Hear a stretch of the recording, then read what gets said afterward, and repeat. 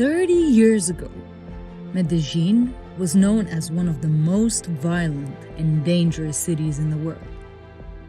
Today, its remarkable journey is studied globally as one of the most profound urban transformations in modern history.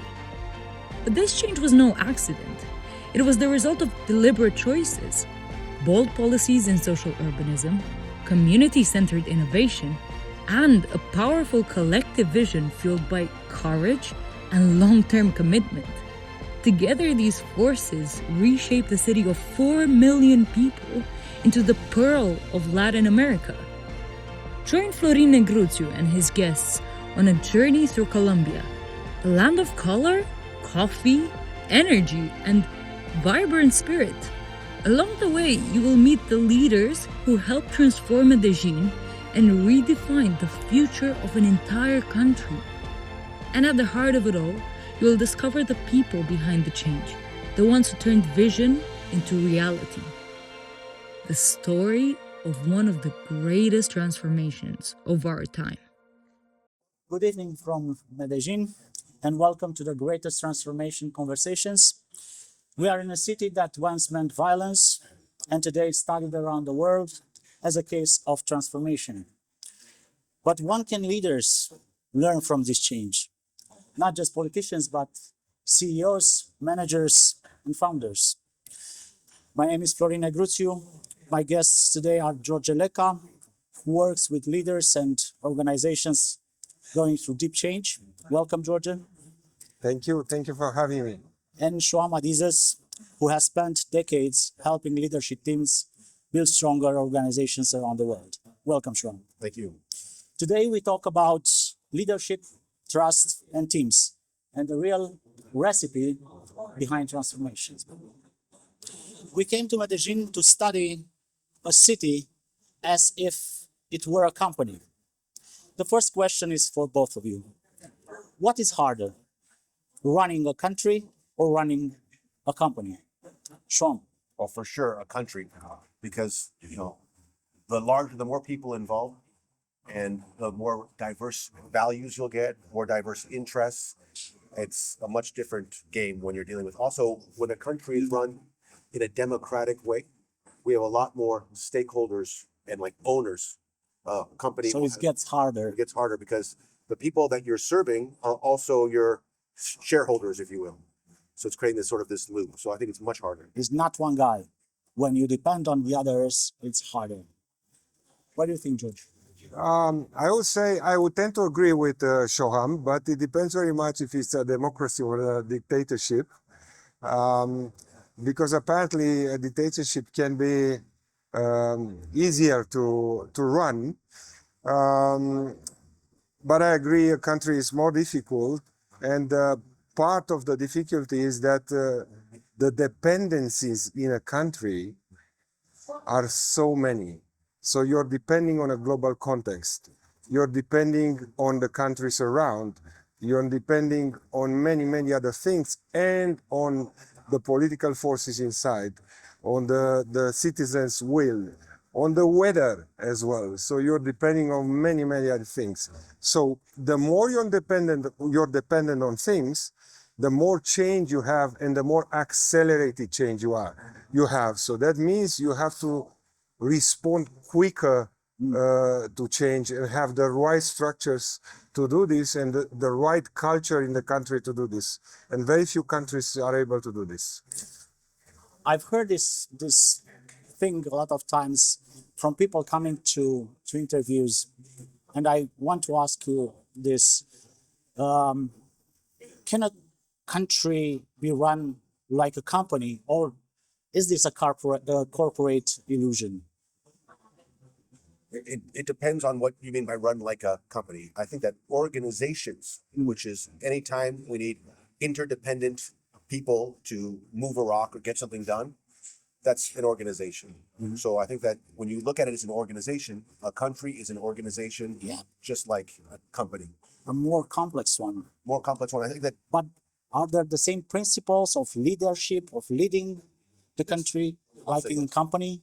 Absolutely. I believe so, yes. What is the secret ingredient of a leader running a country?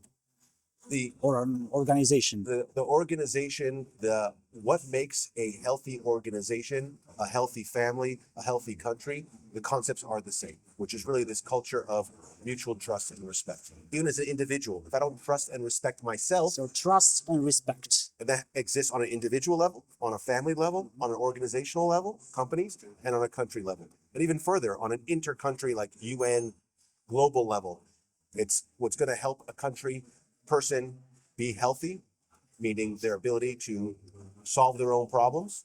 That's going to be very similar across all boards. There's many parallels between them, enough so that we can use a similar tech, not the same, but a similar technology across them. How hard is to build this trust and respect infrastructure in an organization, George? It is very hard. Respect, it's a bit easier to build because respect is about being able to listen to each other, being able to speak up, and but trust is really difficult. And one of the difficulties is to overcome the feeling of people that they're always the same people that lose. You know, when there is a change, okay? So in a way, trust is the ability to accept and implement change, even when you know you're losing momentarily on a short term, knowing that everybody will win, so there is a win-win on a long term. So this is trust, and it's really difficult to build, and involves keeping your words. Doing what you said you're gonna do. This is how you build trust, and solving issues quickly enough so people will see the effects. Yeah, so it's really difficult to obtain this in an organization. Trust more difficult than respect, and it's really difficult to foster this in a country's culture. In Romania, we see this problem. We have this problem. Professionals from the private sector refuse to enter politics or public service. Is it because of the salaries or because they value their private life too much? What do you think? I think that when you're working as the head of a private organization, you're a dictator. And it's easier for you to create the changes. You don't have to play politics as much. And now those skills that are used to build a business as a dictator, and now you're going to a place where you really don't have that much power as you did as the head of a company. Now all of a sudden you have to work with all these other stakeholders and all these checks and balances. It's a whole different game. And if you're used to being the boss and you're seeing things change, moving to the public sector, it doesn't seem very sexy. It's not very attractive, unless you're power hungry, which not everybody is. A dictator? In a company, If you run a company, you're a dictator? well, you have the full authority, Okay. to do what you want. You can make decisions without having to worry about the voters. Remember, the voters are both your bosses and your customers, or in many cases, your workers. So you're kind of stuck in a sandwich between the two. With a company, if you're the founder, then you might have a board of directors and shareholders, but in most cases, those shareholders are not your employees and they're not your customers. Georgia? Well, I want to bring this. So Shoham is totally right. However, I want to bring this into the context of our country, because you're. So I would say, even if there are people from business that want to move into public service, okay, it might be difficult for them to do this for a variety of reasons.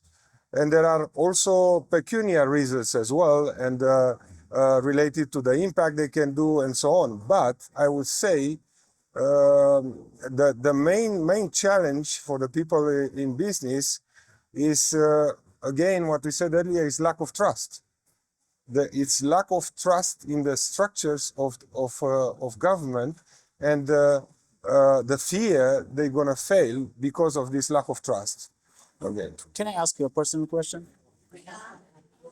How many Yes. times were you invited to be part of the public sector in Romania? Okay, so I've been invited about 6 times.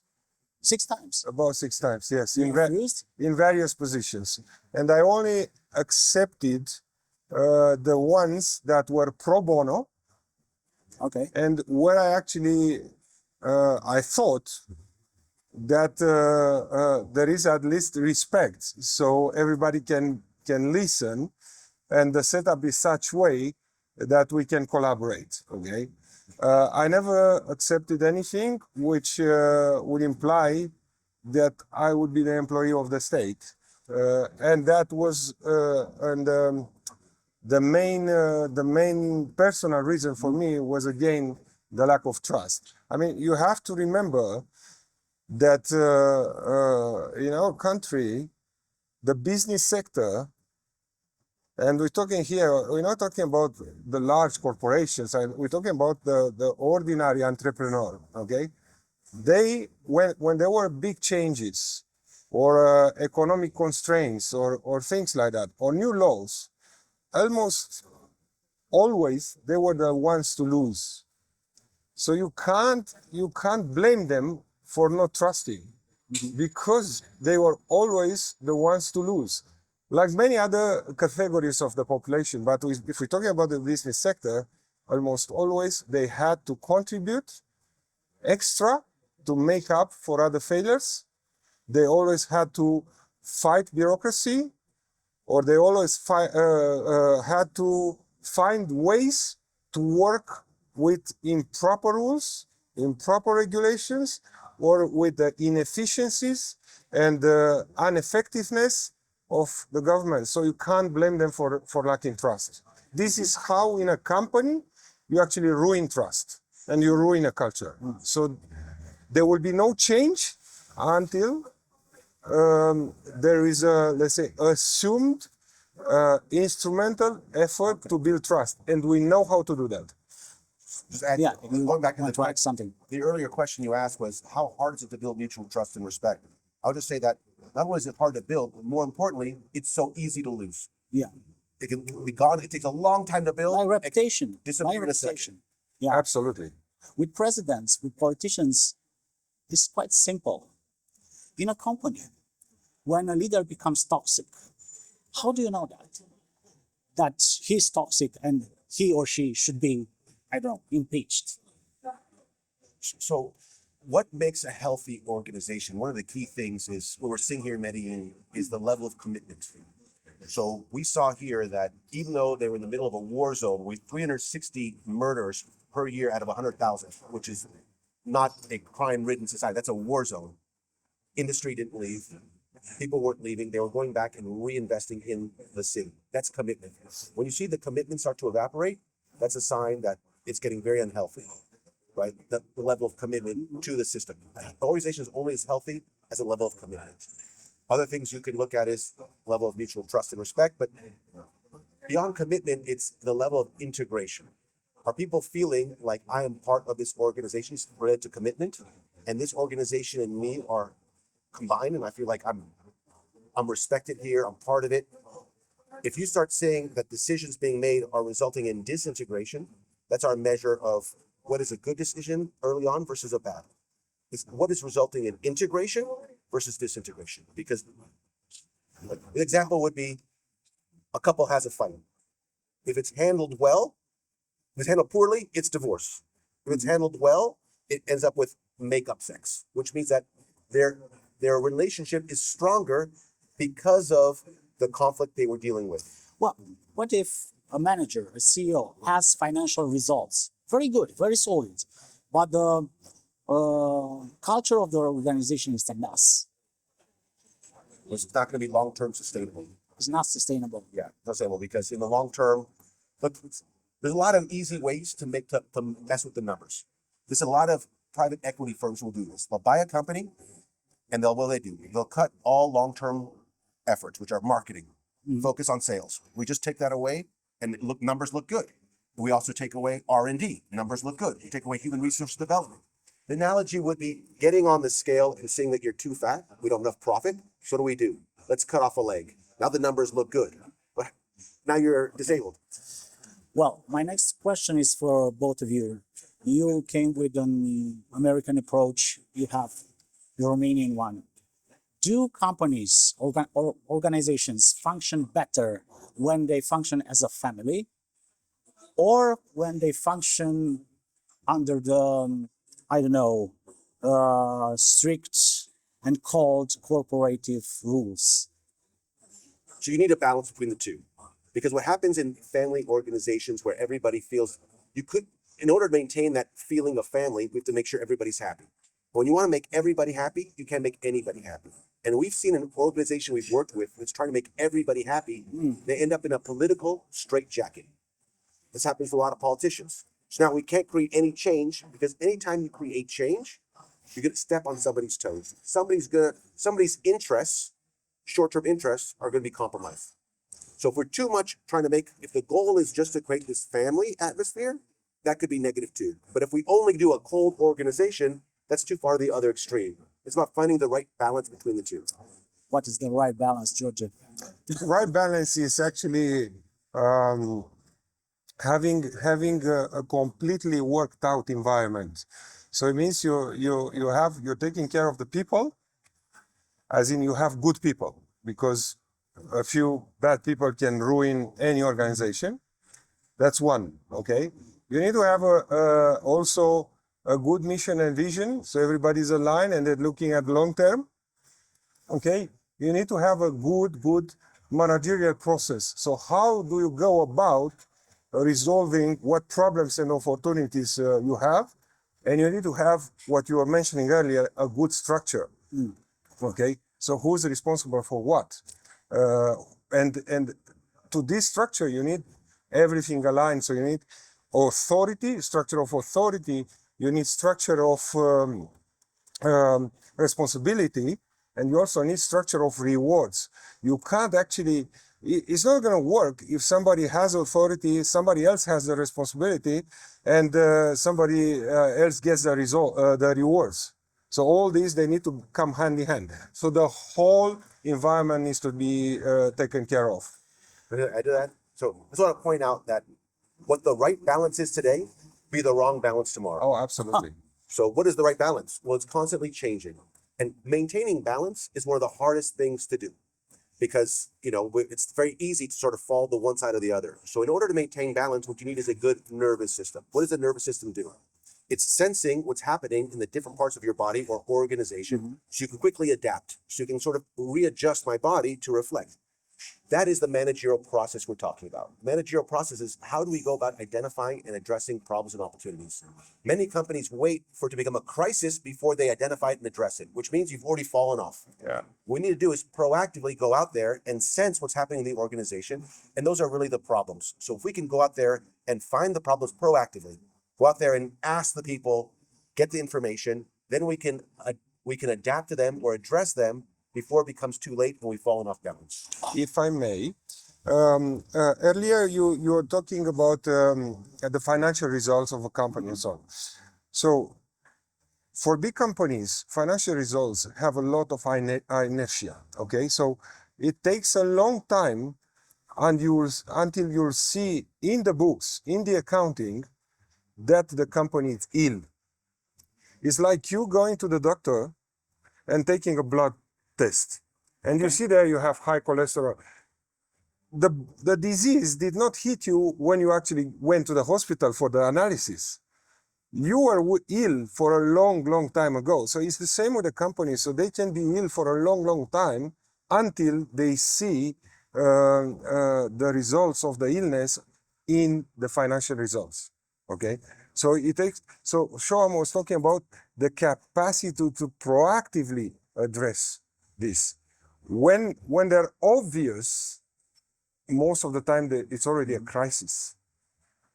Well, we met these days with two local legends, two mayors of Medellín. They transformed the city. Let's tell the people who are watching, why were they so successful, and what can a business leader learn from their stories? Great. All right. So for me, it was a revelation As we were listening to both of them, actually, we were exchanging glances because we couldn't believe it that they natively done everything. So by intuition or by grace of God, I don't know how, they did all the right things. And in a very short period of time. in a very short period of time. So it was amazing. So they displayed a high integration with their people. One of them was telling us that when they went they went walking and repeatedly, consistently in the very, very bad areas where nobody was going, with high criminality and so on. They went there surrounded by informal leaders of that community. Okay, that was amazing thing to do.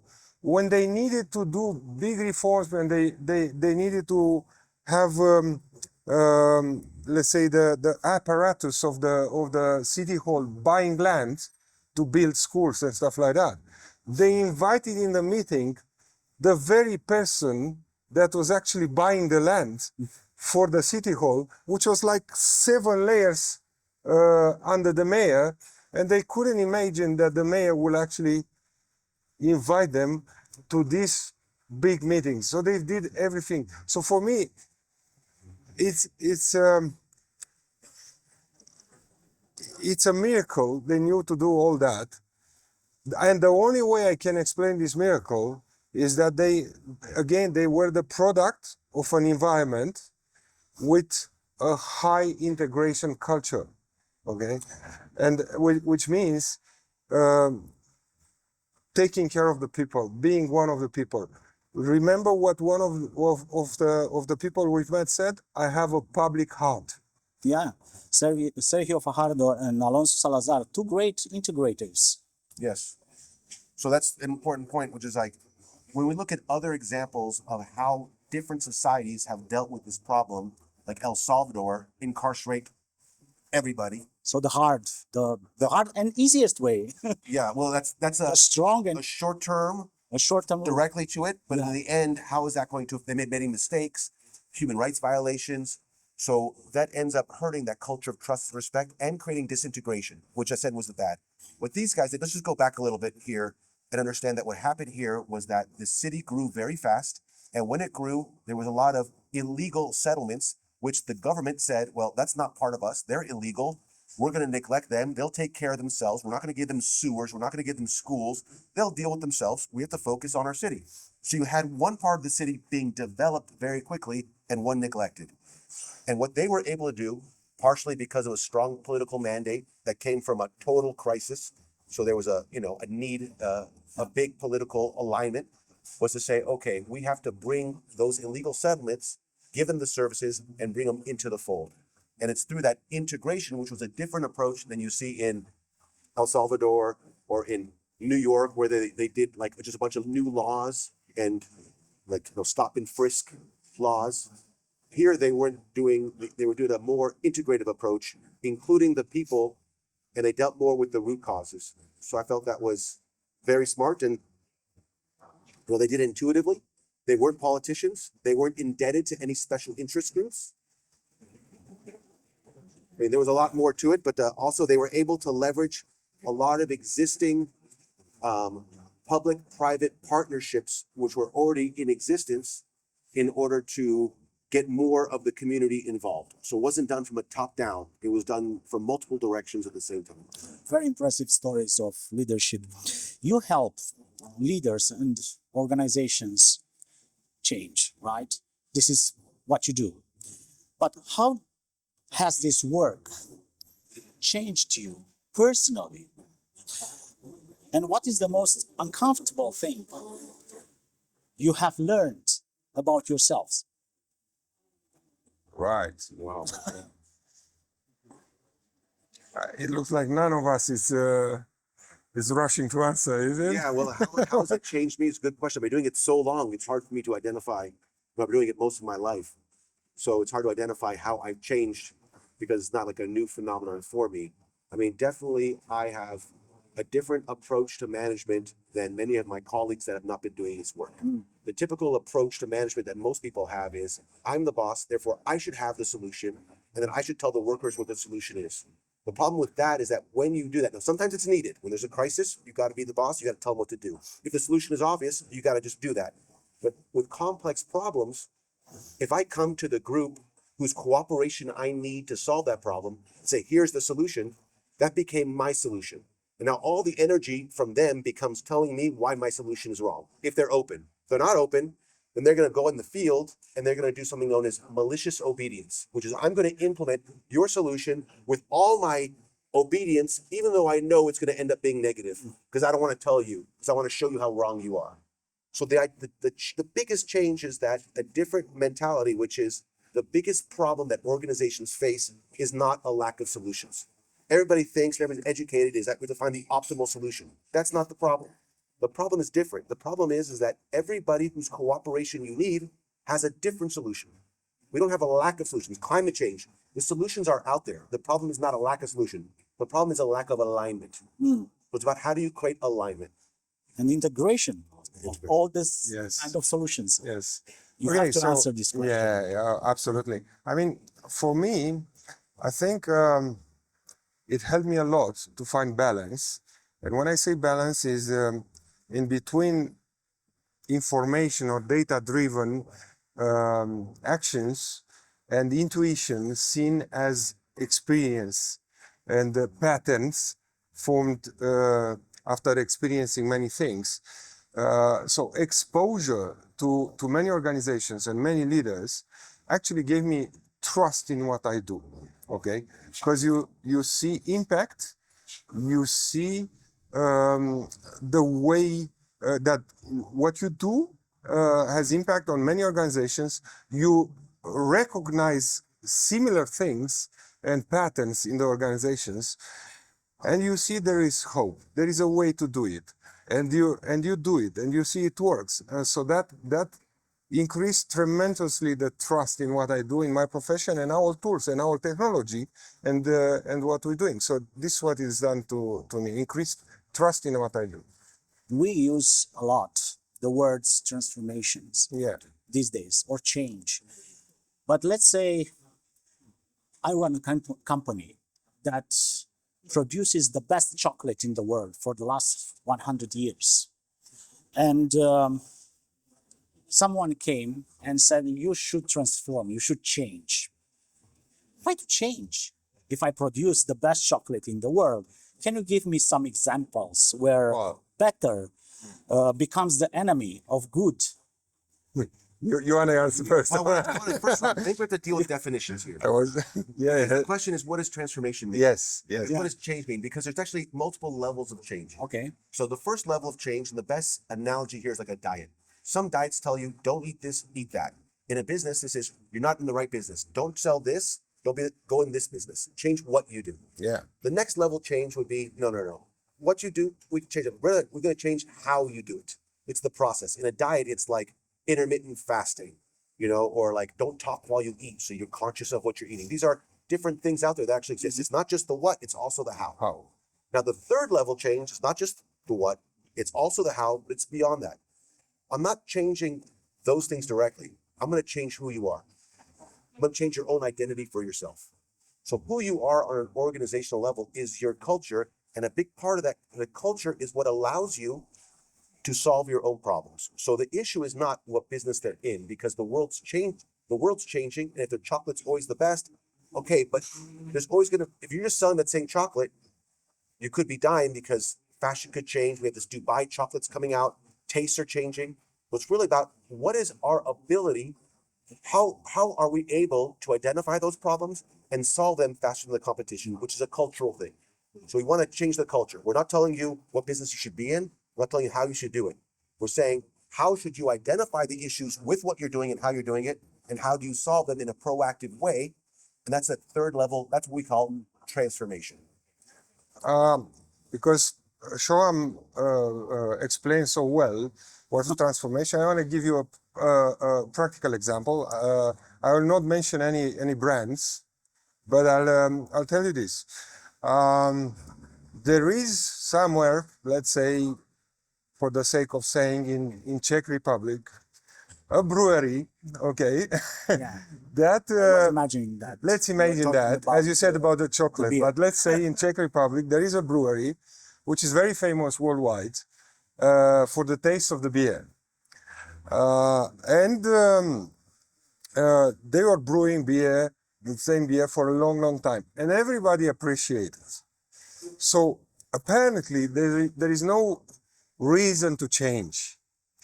But don't forget, they depend on the market. Although the market still appreciates the same taste, the market now is bigger, so they need to serve a bigger market. The ingredients, the way we do agriculture now is totally different, okay? So what do? Okay, should they industrialize to serve the market this way and the supply chain for the new ingredient, but how do they keep the taste for the same beer? So in this imaginary, which is not that imaginary case study, what they're doing is actually they keep making a batch of beer the same exact way, or I mean using wood, fire from wood, same ingredients, using the same caves underground, And this not using more electricity, expensive. only water, but they keep doing a batch. Why? Just to have a comparison to the taste. Control. And the whole, let's say, production is made industrially. Okay, so they keep this. So what did they do? They didn't actually lose the taste, but they adapted to the change. Okay, because and the change is faster and faster and faster. Why? Because there are a lot of dependencies around. So one thing we need to realize that the change will never be as slow paced as it is now. Now the change is very slow. Shoham, you are a practitioner, but you are also a theoretician of leadership. And I have a curiosity, personal curiosity. What kind of leader is Donald Trump, and how does he think? So, I mean, obviously, he's a high entrepreneur type, which is very different from your he's not detail oriented. So the typical thing with an entrepreneur, and the reason why he gets a lot of negative press, and I'm not defending him in any way, but he does get a lot of negative press because high entrepreneurs that are extreme, they talk to think. He talks too much. Yeah. So he's talking because Abundantly. he's thinking, he's processing. He can't think without talking. Without talking. And an audience. Yeah. And he wants to always change things. And obviously he's very ego driven. I think that's pretty obvious. So he wants to put his name on everything and he wants to make it all about himself, which is the opposite of these guys here. If you look around, they built so many libraries and so many buildings and so much infrastructure. Not one of them carries the name of either of these mayors. They didn't put their name on anything. Yeah. You go around, even people don't even know who built these things. They didn't make it about themselves. Donald Trump makes it all about himself.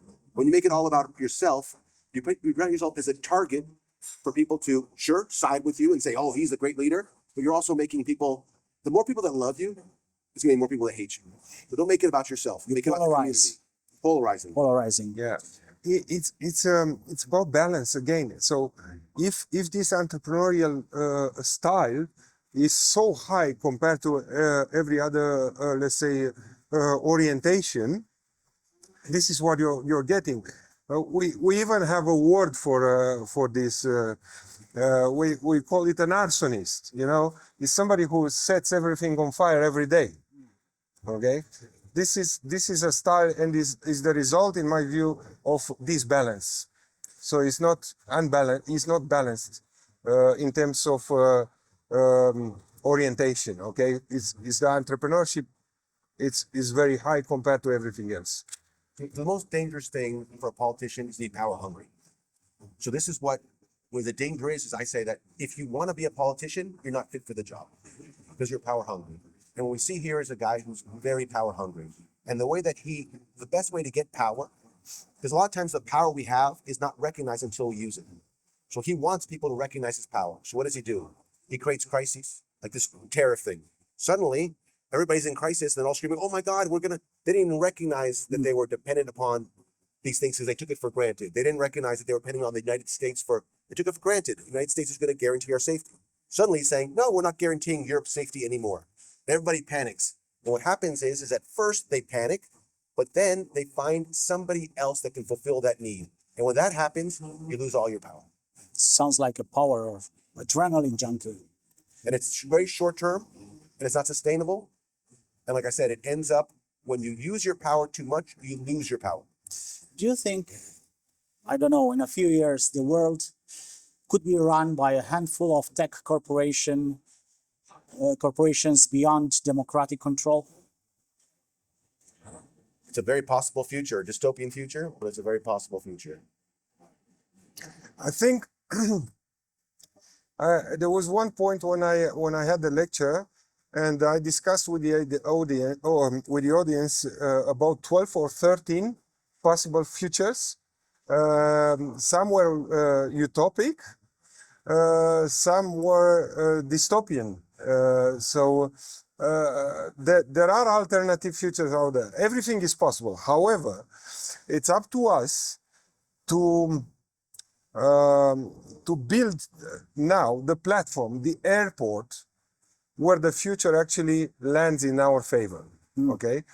Don't forget that no matter, I don't know, tech moguls or tech feudals, they call them,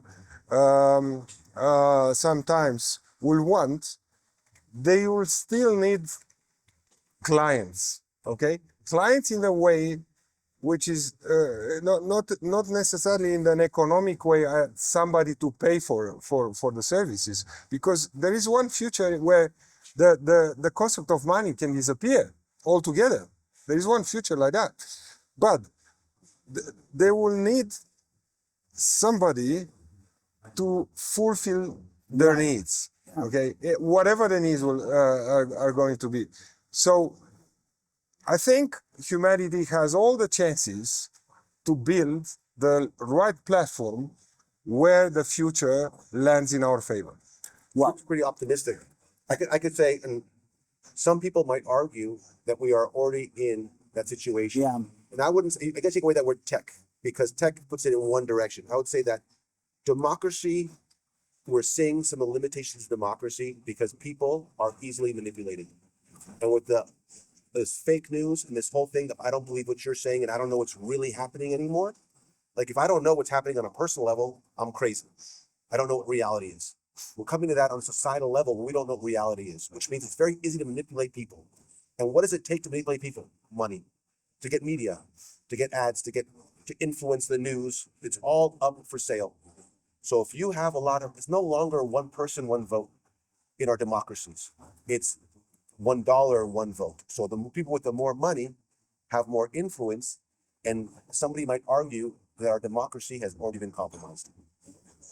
And my last question is a challenge. Elon Musk or Warren Buffett? Whose hands would you trust your money with, and why? Okay. For me, will be Warren Buffett. And it has nothing to do with bad press or branding or values and so on. It has everything to do with consistency, in my view, okay? So when you keep your principles over long term, that for me generates trust. You're doing what you said you're gonna do, okay? And in the case of Elon Musk, there is so much inconsistency. There is so much unbalance again in the orientation styles. There is so much setting everything on fire, and I'm not change adverse. I just this kind of behavior of setting everything on fire every day. It's not going to ever generate enough trust in my paradigm. So Warren Buffett. I agree with you said 100%. I would just add that the goal of Warren Buffett is sustainable adding value. That's his goal. Return on investment, companies that do add value. Elon Musk is not money oriented. We saw that when he bought Twitter, and the advertisers sort of rebelled and said, well, I don't care. But he's not about the money. He's got enough money. He's about putting people on Mars. He's trying to change the world. Okay. He's trying to create this collective consciousness. So it's a whole different approach than what Warren Buffett was trying to do. It's not his goal.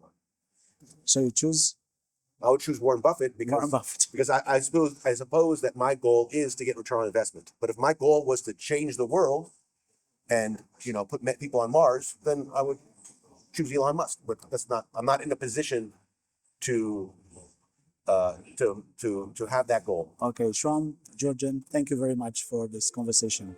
Thank you. Thank you so much.